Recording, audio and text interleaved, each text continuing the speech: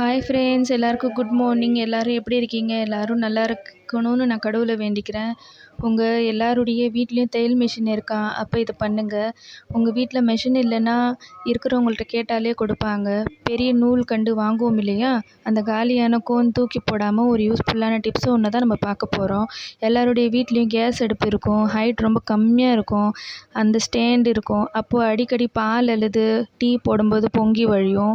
அப்போ சுத்தம் செய்கிறதுக்கு ரொம்பவும் கஷ்டமாக இருக்கும். கை கூட நுழையாது. அடிக்கடி அடுப்பு தூக்கிட்டு துடைக்கிற மாதிரி இருக்கும். அதுக்காக தான் நூல் கண்டினுடைய கோனை ஸ்டேண்டாக யூஸ் பண்ண போகிறோம். நம்ம லைஃப் டைமாக ஒரு முறை நம்ம செட் பண்ணி விட்டுட்டா அது எப்போவுமே எடுக்க முடியாது.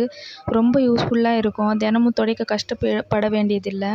ஈஸியாக துடைச்சி நிமிஷத்தில் வேலை முடிச்சிடலாம். அடுப்பில் சமைச்சிக்கிட்டே நம்ம துடைச்சி முடிச்சிடலாம். ஒரு சில வீட்டில் கிச்சனு இருக்காது.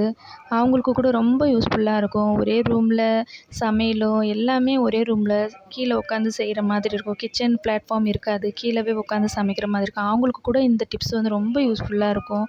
அந்த ஸ்டாண்டு வச்சு நம்ம சமைக்கும்போது கீழே ஏதாவது சிந்திச்சுன்னா கூட நம்ம துடைச்சிடலாம். கஷ்டப்பட தேவையில்லை. ரொம்ப ரொம்ப யூஸ்ஃபுல்லாக இருக்கும் இந்த டிப்ஸு உங்களுக்கு. நீங்கள் இதை செஞ்சு பாருங்கள் ஒரு முறை. தேங்க்ஸ் ஃபார் வாட்சிங். இந்த டிப்ஸு ரொம்ப உங்களுக்கு பிடிச்சிருக்குன்னு நான் நம்புகிறேன்.